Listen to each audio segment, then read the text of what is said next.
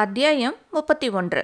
அன்று உயிர் பயத்தில் நந்தன் சமையலறை சென்ற தருணத்தை பயன்படுத்திய சரசு உயிரை கையில் பிடித்துக்கொண்டு எங்கே நந்தன் தன்னை பின்தொடர்கிறாரோ என்று வேகமாய் ஓடியவள் ஒரு கட்டத்தில் கால் இடறி தேங்கியிருந்த மழை நீரில் விழுந்து முழங்கையில் சிராய்ப்புடன் எழுந்தவள் அதை முந்தானையால் அழுத்தி பிடித்தவாறு மீண்டும் ஓடத் தொடங்கினாள். இலக்கற்று ஓடியவளின் கால்கள் ஓய்விற்கு கெஞ்ச அங்கிருந்த மரத்தடியில் அமர்ந்தாள். வரல சுற்றும் முற்றும் பார்த்தவள் அங்கிருந்த குழாயில் தண்ணீர் பிடித்து மூச்சு திணற புறையேறியவாறு குடித்தவள் இரவை எவ்வாறு கழிக்க என்று அளமளந்து போனாள். எங்கு அடைக்கலம் தேடலாம் என்று எண்ணியவளுக்கு உடன் பிறந்தவர்கள் யாரிடமும் எங்குமே செல்ல முடியாது என்பது திண்ணமாய் புரிய மீண்டும் நடையை தொடர்ந்தாள். இரவு நேர குளிர் உடலை குத்தி கிழிக்க நடந்தவளுக்கு திடீரென மஞ்சுளாவின் நினைவு வர இரவு 1 மணி அளவில் அவள் வீட்டை அடைந்து அழைப்பு மணியை ஒலிக்க செய்ய கதவை திறந்த மஞ்சுளா சரசுவின் கோலம் கண்டு திகைத்து போனாள். என்ன ஆச்சு சரசக்கா என்றவளுக்கு பதில் கூற முடியாமல் குளிரில் உடல் சில்லிட்டு வெடக்க இதழ்கள் தந்தியடிக்க மடங்கி அமர்ந்தவள் சாப்பாடு என்று செய்கை செய்ய இந்நேரத்துக்கு பழைய சோறு தான் இருக்கு எனவும் அதையே அமிர்தமாய் உண்டு முடித்து சிறிது தெம்பு வர பெற்று அவளிடம் நடந்த அனைத்தையும் கூறினாள்.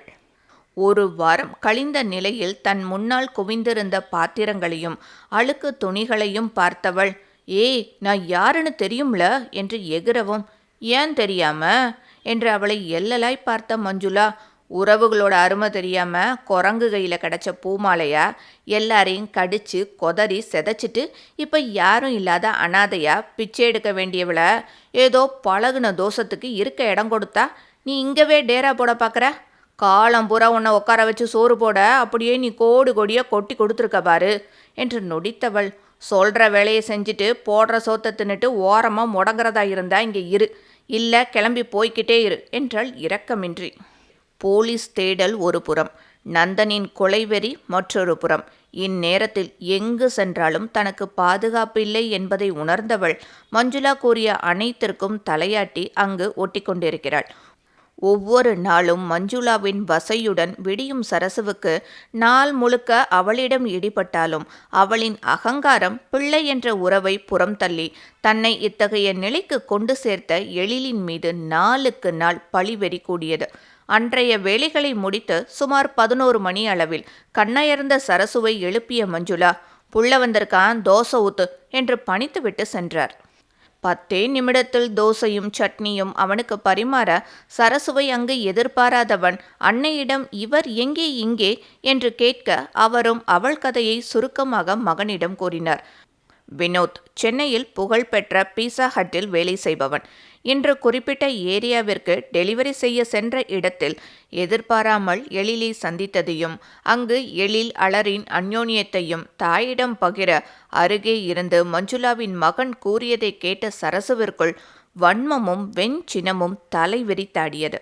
தான் இத்தனை மாதங்களாக உயிருக்கு பயந்து போக்கிடம் அற்று அடிமையை விடவும் கேவலமாக இடிசோறு தின்று உயிர் வாழ்ந்து கொண்டிருக்க அலருடனான அவன் வாழ்வும் அதன் பயனாய் அவள் என்று அறிந்த செய்தியும் சரசுவின் கொடூர மனதை கட்டவிழ்க்க போதுமானதாய் இருந்தது.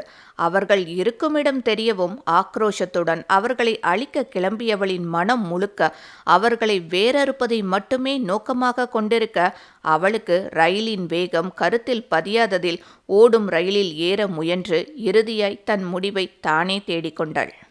3 மாதங்கள் கழிந்த நிலையில் நாதன் அழைப்பின் பெயரில் திருவிழாவிற்காக அலரும் எழிலும் சென்னையில் இருந்து ஊர் திரும்பிக் கொண்டிருந்தனர். கம்மியா சாப்பிடுன்னு சொன்னா கேட்குறியாடி, இஷ்டத்துக்கு சாப்பிட்டு இப்போ பாரு நீந்தான் அவஸ்தப்பட்டுக்கிட்டு இருக்க என்று வாந்தி எடுத்து கொண்டிருந்த மனைவியை திட்டிக் கொண்டே அவள் தலையை அழுந்த பற்றியிருந்தான் எழில். அலரும் வழி நெடுக நொடிக்கொரு முறை பசிக்குது என்றவள் கேக், ஜூஸ், புளியோதரை, காஃபி என்று அனைத்தையும் கலந்து கட்ட எல்லாம் சேர்ந்து அவளை புரட்டி கொண்டிருந்தது. நான் என்னடா பண்ணட்டும், பசிக்குது என்றவளிடம், இனி வீட்டுக்கு போற வர உனக்கு எதுவும் கிடையாது என்று அவளை கூட்டிக் கொண்டு வீடு வந்து சேர்ந்தான். அடுத்த நாள் அதிகாலையே கால் கொலுசு சப்திக்க அறையில் குறுக்கும் நெடுக்கும் நடந்து கொண்டிருந்தவள் இருமுறை எழுப்பியும் தூங்கிக் கொண்டிருப்பவனை தன் கூந்தல் நுனிக்கொண்டு அவன் காதோரம் குறுகுறுப்பு மூட்ட கண்களை திறக்காமல் அவள் இடையில் கரமிட்டு தன் புறம் சரிக்க அவன் மார்பில் வாகாய் பொருந்தியவள் முகத்தில் விழித்தவன் மீண்டும் கண்களை நன்றாக திறந்து அவளை பார்த்தான். என்னடி காலையிலே கலக்கிற என்று அவள் புடவையில் இருப்பதை சுட்டிக்காட்டி கேட்க, டைம் ஆச்சு மாமா, சீக்கிரம் எந்திரி, கோவிலுக்கு போய் பொங்கல் வைக்கணும். இருடி போகலாம் என்று அவளை விழிகளால் கொய்து கொண்டே, என்ன இன்னைக்கு ரொம்ப அழகா இருக்க. எப்பவும் போல தான் இருக்கேன், ரொம்ப நாள் கழிச்சு பட்டுப்புடவை கட்டினது அப்படி தெரியுது போல.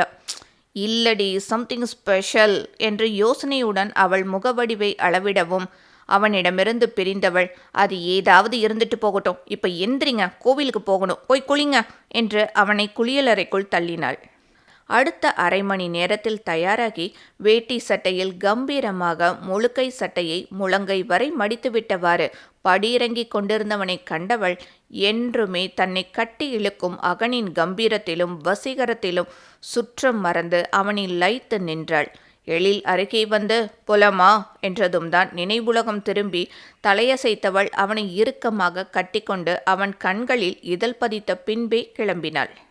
பெண்கள் அனைவரும் பொங்கலிடும் வேளையில் முனைப்புடன் ஈடுபட்டிருந்தனர்.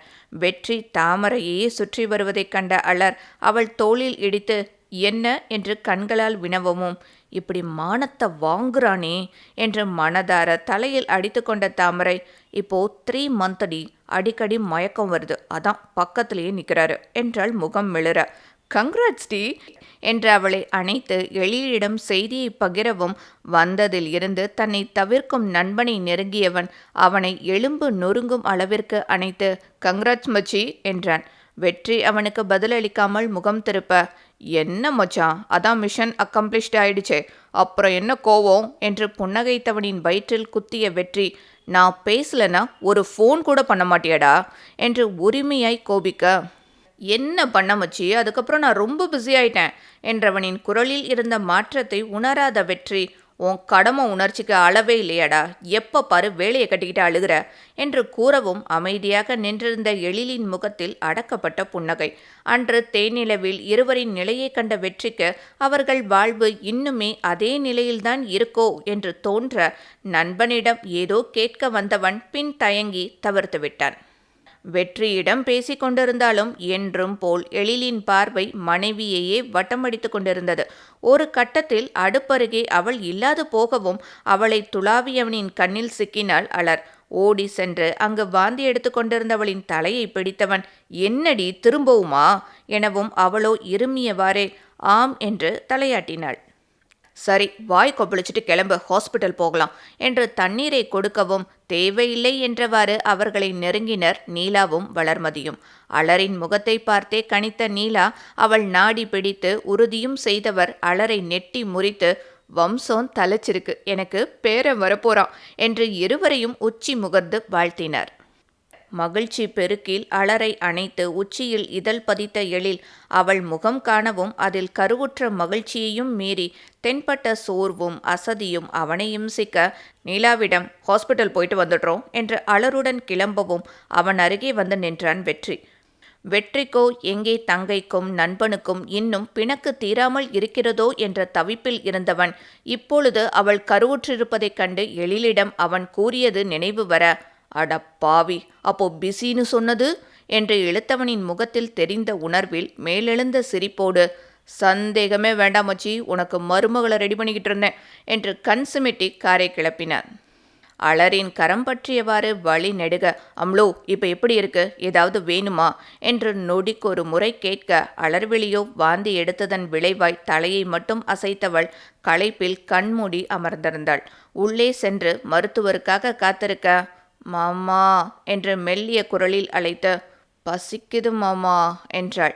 ச, இதை எப்படி மறந்தேன் என்று தன்னையே கடிந்து கொண்டவன், ஒரே நிமிஷம் இருடி, ஏதாவது வாங்கிட்டு வரேன் என்றவன், தனியாக இருந்துப்பதானே என்று தயங்கி நிற்க, டேய், நீ வாங்கிட்டு வர 5 நிமிஷம் ஆகுமா, அதெல்லாம் இருந்துப்பேன், நீ சீக்கிரமா வா என்றவளை நெற்றியில் இதழ் பதித்து அங்கிருந்த செவிலியிடமும் பார்த்து கொள்ள கூறி சென்றான். ஊரின் முக்கிய தலைகளுடன் திருவிழா குறித்த ஆலோசனையில் ஈடுபட்டிருந்த அயவந்திநாதனுக்கு அலர் தாயாக போகும் செய்தி அலைபேசியில் சொல்லப்பட மகளின் ஒவ்வொரு நிலையையும் ரசித்து மகிழ்பவர் இன்று அவளின் தாய்மை பேரானந்தம் கொள்ள செய்ய உடனே மகளை காண துடித்து ஓடி வந்தார். ஆனால் அவள் மருத்துவமனை சென்றிருப்பதை அறிந்தவர் அவர்கள் வரும் வரை கூட பொறுக்க முடியாமல் மருத்துவமனைக்கு விரைந்தவர். கண்மூடி சோர்வாய் அமர்ந்திருந்த அலர் அருகே சென்று அவள் தலை கோதியவாறு அம்லு என்றவருக்கு இப்போது தான் கொண்டிருக்கும் அதீத உணர்வை எவ்வாறு கையாள்வது என்று புரியாமல் பெரும் மகிழ்ச்சியில் கண்கள் கலங்க மகளை உச்சி முகர்ந்தவாறு நின்றிருந்தார். அப்பா, தண்ணி என்ற மகளின் மெல்லிய குரலில் மீண்டவர் உடனே அங்கிருந்த குடிநீரை எடுத்து வந்து அவளுக்கு புகட்ட சில நொடிகளிலேயே அதுவும் புரட்டி கொண்டு வர எழுந்து அருகே இருந்த வாஷ் பேஷனில் வாந்தி எடுத்தாள். பதறிப்போன நாதன் செய்வதறியாமல் நின்றிருந்தவர் மகள் சோர்வில் தள்ளாடவும் அவளை அழைத்து கொண்டு மருத்துவரிடம் சென்றார். அலர்விழியை பரிசோதித்த மருத்துவர் கரு நல்ல வளர்ச்சியுடன் இருப்பதை கூறி சத்துள்ள ஆகாரம் பல வகைகளை சேர்க்கச் சொன்னவர் கர்ப்ப காலத்தில் கடைபிடிக்க வேண்டிய முறைகளையும் கூறிய பின், இதுதான் முதல் குழந்தைன்னு சொல்றீங்க, உங்க ஹஸ்பண்ட் எங்க என்று கேட்க, கணவர் எங்கே என்று அவர் கேட்கவும் நாதன் மகளை பார்த்தார். அலரோ அப்போதுதான் எழில் அருகே இல்லாததை உணர்ந்தவள் எங்கே சென்றான் என்ற யோசனையுடன் அவரை பார்க்க, மருத்துவரோ இருக்காரு தானே என்று அவள் முகத்தையும் கழுத்தையும் ஒரு தரம் ஆராய அவர் பார்வையின் அர்த்தமுணர்ந்த நாதனுக்கோ அகமெல்லாம் கனன்றது. டாக்டர் என்று குரல் உயர்த்தவும், மனைவி குழந்தையை விடவும் அப்படி என்ன சார் முக்கியமான வேலை? கர்ப்ப காலத்தில் அவர் பின்பற்ற வேண்டியதை உங்ககிட்ட சொல்ல முடியுமா சொல்லுங்க என்று கேட்க நாதன் பல்லை கடித்து கொண்டு நின்றார். அடுத்த முறை கண்டிப்பா கூட கூட்டிட்டு வாமா என்றவருக்கு தலையசைத்து அலர் வெளியில் வர நாதனுக்கு மகளை இந்த நிலையில் தனியே விட்டு சென்றவனின் மீது சொல்லுன்னா கோபம் பிறந்தது. மாமாக்கு ஃபோன் பண்ணுங்கப்பா எனவும், ரொம்ப முக்கியம், அமைதியா வா என்றவர் மாத்திரை மருந்துகளை பெற்றுக்கொண்டு அலருடன் வீடு சென்று சேர்ந்தார். அவர்கள் சென்ற அரை மணி நேரம் கழித்து மருத்துவமனைக்குள் நுழைந்தவன் அலர் இல்லாததைக் கண்டு அவசரமாக அவள் எண்ணுக்கு தொடர்பு கொள்ள அது அணைத்து வைக்கப்பட்டிருந்தது. அதன்பின் நாதனுக்கு அழைக்க அவரோ அவன் மீதிருந்த கோபத்தில் அழைப்புகளை துண்டித்து கொண்டிருந்தார். இறுதியாய் கதிருக்கு அழைக்கவும் வெளியில் இருந்தவன் அலரின் அறைக்கு சென்று அவள் இருப்பதை உறுதி செய்யவும் எழில் உடனே வீட்டிற்கு கிளம்பினான். ஓட்டமும் நடையுமாய் வீட்டிற்குள் நுழைந்தவனின் விழிகள் அலரை தேடி சுழன்ற வண்ணம் தங்கள் அறைக்கு செல்ல அவனை செல்ல விடாமல் கரம் நீட்டி தடுத்த நாதனை கண்ட எழிலின் புருவம் சுளிந்தது. எங்க போற என்று கோபமாக உருமினார். அலரை அழைத்து கொண்டு வந்ததிலிருந்து ராசா எங்க என்ற அவரின் கேள்விக்கு பதிலளிக்காமல் இருந்த மகனின் செயலில் பதறிய தாயம்மாள், என்ன பண்ற நாதா, முதல்ல வழிவிடு, பெத்தவனாவே இருந்தாலும் ராசாவை தடுக்கிற உரிமை உனக்கு கிடையாது என்றார். என்னம்மா பெருசா உரிமையை பத்தி பேசுற? பொண்டாட்டிக்கு கடமையை செய்ய துப்பில்லாதவனுக்கு உரிமை மட்டும் எங்கிருந்து முளைக்குது என்றதும் தன்னவளின் நிலையறிய மனம் துடித்தாலும் இதை மேலும் வளரவிடக்கூடாது என்ற முடிவுடன் அவர் புறம் திரும்பி மார்பின் குறுக்கே கரம் கோர்த்து அழுத்தமாய் நின்றான். அவனை முறைத்தவாறே, அன்னைக்கு இப்படிதான் என் பொண்ணை நடு ரோட்ல கண்கலங்க விட்டான், இன்னைக்கு ஹாஸ்பிட்டல்ல பேச்சு வாங்க வைக்கிறான், இவன் மனசுல என்னதான் நினைச்சுக்கிட்டு இருக்கான் என்றவரின் விழிகள் கோபத்தில் சிவந்து போனது. நாதா, எழில் இந்த வீட்டு மாப்பிள, அது நினைவிருக்கட்டும் என்ற நீலாவிடம், என்னக்கா பெருசா மாப்பிள, அம்முழுவ தனியா விட்டுட்டு போற அளவுக்கு அப்படி என்ன தலை போற வேலை? டாக்டர் என்ன கேட்டாங்க தெரியுமா? இவனால என் பொண்ணு இன்னும் என்னெல்லாம் பட வேண்டியிருக்கோ. ஏன், அம்முழு ஏதாவது சொன்னாளா என்று எழில் அடக்கப்பட்ட குரலில் கேட்க, அவ வேற தனியா சொல்லணுமா? நான் தான் பார்த்தனே, புள்ளத்தாச்சி பொண்ணை தனியா தவிக்க விட்டதையும் கண்டவு கிட்ட பேச்சு வாங்க வச்சதையும் என்று மனம் வெதும்ப எழிலை பார்த்தவர், விதை ஒன்று போட்டால் சொர ஒன்றா முளைக்கும், உங்கள் அம்மா மாதிரி தானே இருப்ப, நீ மட்டும் என்னை வித்தியாசமாவா இருந்துட போற, உனக்கெல்லாம் ஏது புள்ள பாசம் என்றவர் முடிக்கும் முன், போதும் நிறுத்துங்க என்று சுண்டு விரல் நீட்டியவன், எல்லாத்துக்கும் ஒரு அளவு இருக்கு, எல்லை தாண்டி போயிட்டு இருக்கீங்க என்றவன் தலையை அழுந்த கோதி உணர்வுகளை சமன்படுத்த அதையும் மீறி அவன் கண்களில் வலி மிகத்தான் செய்தது.